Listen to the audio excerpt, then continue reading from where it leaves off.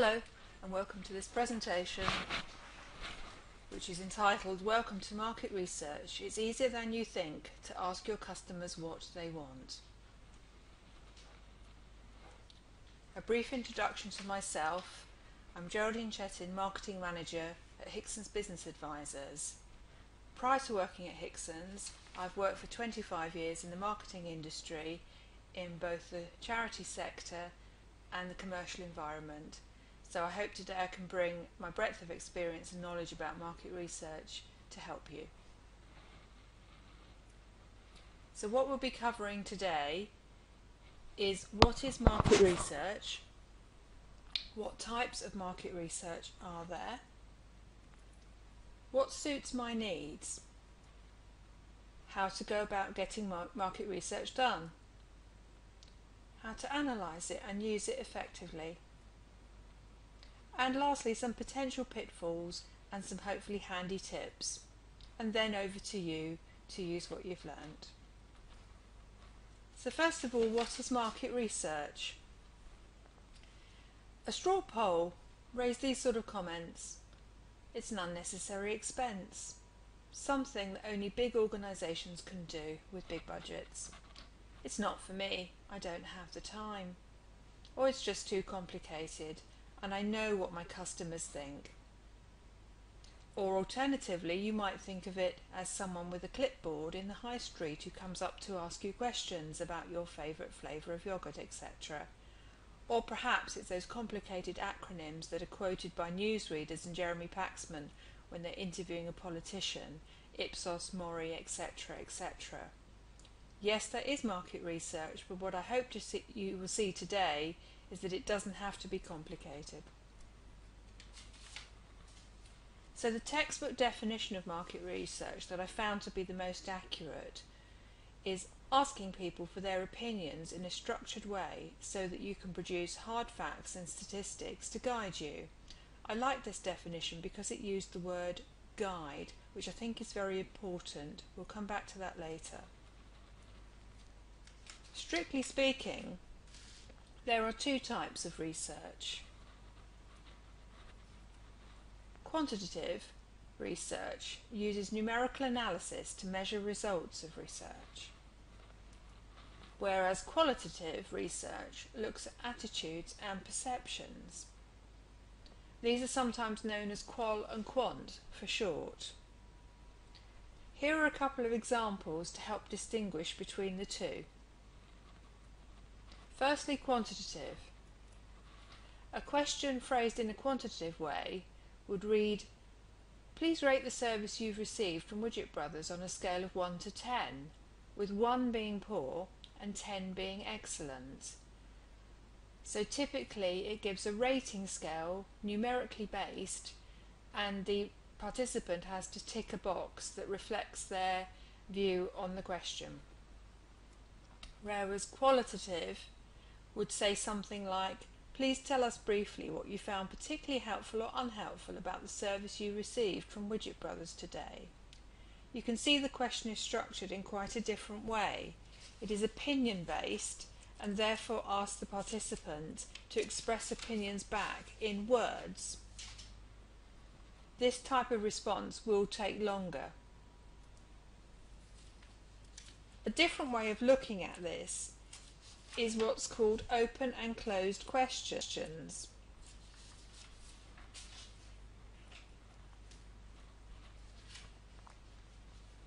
Closed questions will obtain a set measurable answer, i.e. a question would be phrased such as, do you agree with the following statement? The person can only really answer yes or no. An open question is opinion based, so it would be phrased more like, what do you think about so and so, and the person then expresses an opinion back.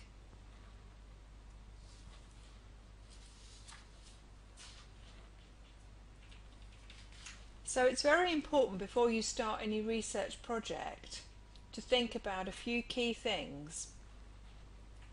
Think about what you really want to know and from whom. Please use research as part of your business and marketing strategy. For example, for product development, for customer insights, or for pricing. Or perhaps there's a challenge or problem you want research to help answer. And most importantly, set a clear objective for the research and stick to it. It is very easy to broaden out research to include lots of different subject areas, but this can become confusing both for the person analysing it and for the participant. Why do research? It will help inform your business and marketing strategy, and it must always be part of that. Think about the things it could tell you. What do my customers really think about my business?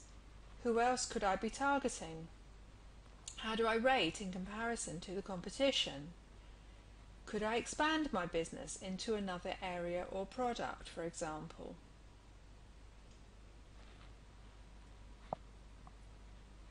A technique that will help you focus on what objective you want from your research is called the golden question.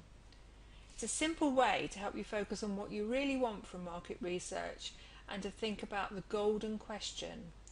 If you could only ask one question, what would it be?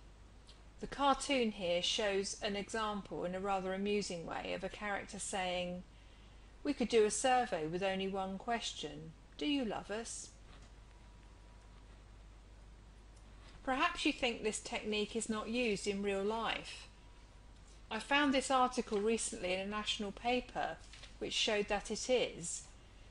NHS hospitals have been asked to participate in a research survey with their patients that asks them only two key questions. Were they treated with dignity, and would they want a friend or relative to be treated there? Similarly, NHS staff in hospitals are going to be asked the same question. Would they want a friend or relative to be treated there? A good example of two golden questions for the patients and just one for the staff, but it will tell the NHS an awful lot about the perceptions of that hospital.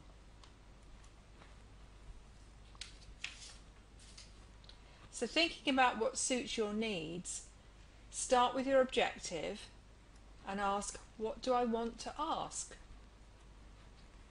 What do I want to ask? Who do I want to ask? What do I want to ask them? And what is the best way to ask them?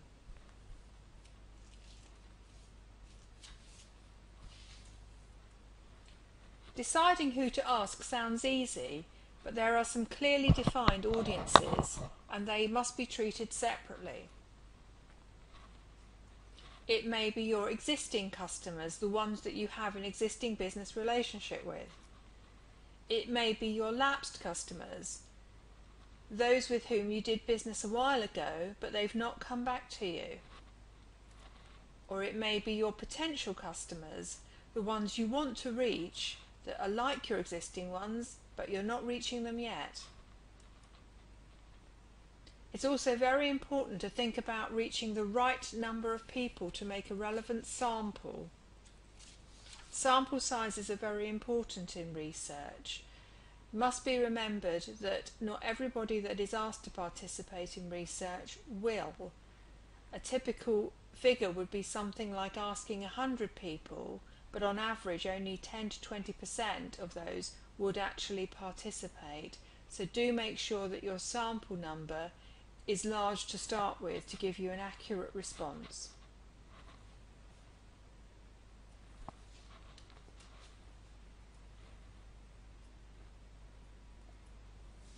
What's the best way to ask them?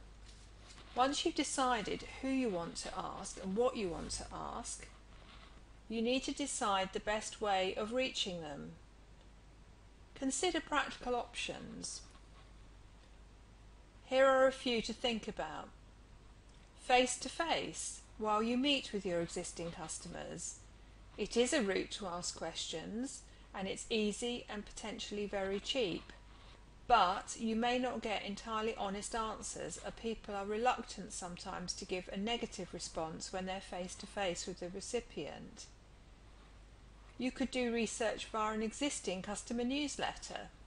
If you send out a newsletter on a quarterly or annual basis, it's an ideal opportunity to ask some questions about your service, for example. If you use this route, make sure that you have a clear response route for the participant, for example a free post address, or enclose a reply paid envelope, or a telephone number or an email to respond. Do make it easy and clear that how they must respond to the research. Or you could use piggybacking. That's enclosing a questionnaire in an existing piece of material, for example a client letter or an invoice. This is relatively cheap because you're saving the postage of distributing it, and sometimes a natural route. For example, I recently received a questionnaire in an invoice from a solicitor and therefore was able to send it back when I made my payment. You can also send them out solus, that means standalone, on its own. Obviously the post cost will be greater, or you could email it separately. You can use the phone for questionnaires, but be aware that telephone research is a specialist area, and I would strongly recommend seeking professional advice if you plan to do this, because telephone interviewing is a professional skill and it's also quite fraught with regulations, for example the telephone preference service, which you need to be aware of and include in any selections of names that you make to ensure that they have been screened. Another route is what's called a focus group, where a group of people are brought together for a facilitated discussion to find out more about the topic about research. This route can be very effective, particularly if you're using visual material such as a new advertising campaign, a brand design, a television advertisement, etc. Something that can be shown and discussed. But again, it's very important that a focus group is facilitated by a professional to get the most out of it.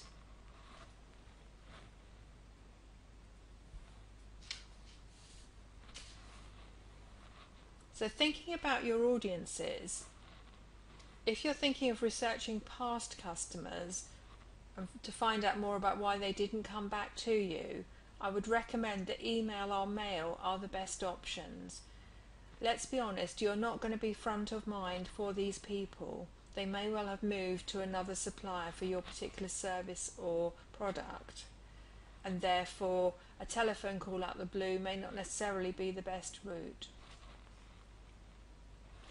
You would probably want to ask them why they didn't come back to you and what would make them return. Would it be lower prices or better service levels perhaps?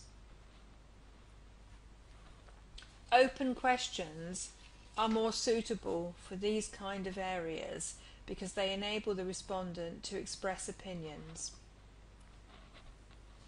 If you're considering researching potential customers, this is probably the hardest audience to do because they don't know you. How can you target them? How can you get a representative sample? Do watch out for data protection regulations and telephone preference service, for example, and seek professional help from a market research expert if you can. They will help you profile the right type of people to ask to get the answers that you want.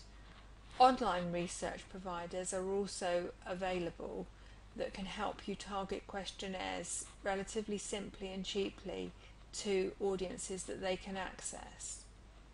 Often this research is done anonymously to get an unbiased view.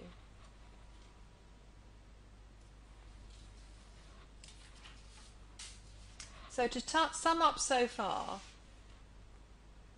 keep it simple. Research doesn't have to be overcomplicated. Often less is more. You can gather useful research data simply. Make the inclusion of questions standard and part of your service. So for example, include "tell us how we've done" on regular communications. Always remember to log and act on the feedback that you get and track your results over time to help see improvements.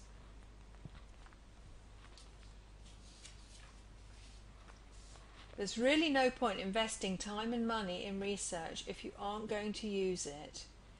Make analysis of the responses to your research a regular activity and build acting upon it into your business planning and strategy to get the best value from it.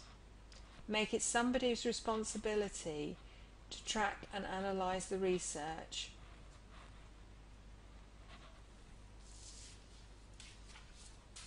And finally, I'd like to share with you a few pitfalls and a few handy tips that I've come across in my years of working with research. It's important always to view research results with a healthy dose of common sense. This sounds straightforward, but often it's very easy to get dragged into what statistics are telling you without thinking about the common sense aspects of that. I have a good example. I worked on a product launch a while back for a new membership grade, and we did research to find out what people would be prepared to pay. One of the questions was, would you be prepared to subscribe at an annual cost of £40? And we got quite a negative response back from the research. They weren't keen to do that. But with a common sense view, we took a step back and said, perhaps we're just not asking in the right way. So we went back and did further research, asking, would you be prepared to pay £3.50 a month, the cost of a few drinks across the bar? And we got a very positive response as a result. Yes, they would be prepared to pay that. Those quick-witted amongst you will realise that 12 times £3.50 is actually more than £40 a year. So it's absolutely down to how you phrase the question in the first place. If you're using number scales for people to rate you, use an even number of options. If you use an odd number of options,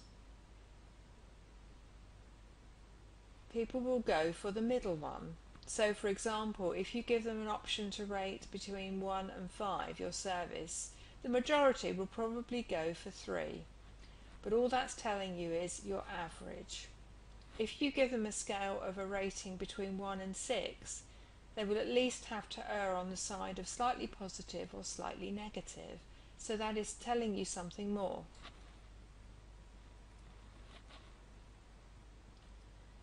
Using incentives will increase response to research. A lot of people do this. So by offering a free gift for participating in the research, for example, or a prize draw.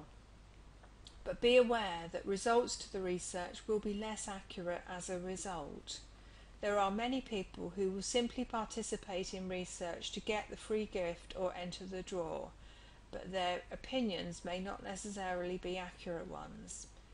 There are analysis tools to help you eliminate the margin of error for the people who do participate in this way. If you do plan to use incentives, I would recommend researching them. Use a closing date or a please reply by date to encourage response. It's a simple technique and it doesn't have to be attached to anything specific apart from your convenience, but it will encourage people to respond. If you don't put anything like that, they're more likely to just file it away or not complete it. And lastly, try mystery shopping your company or organisation by phone. This is a simple technique that enables a member of staff to phone in anonymously, ideally using a non-recognisable voice, to find out what customer care service you offer. So pretending to be a customer or potential customer, phoning into the front line with the sort of questions that they would ask and seeing how your call is handled. It will give you a very good flavour of how a customer perceives your business and will flag up areas for improvement. If you do this, it's important to share back your findings with the staff involved and work on addressing any discrepancies that it flags up, for example, being held on the line or passed around several members of staff before you get an answer. It will really help you focus on improving your service levels. Thank you for listening. I hope you found the presentation useful. If you would like to find out more about any of the points I've covered today, do contact me at geraldine@hicksons.co.uk or call 01202 520010 and I would be happy to help. Thank you.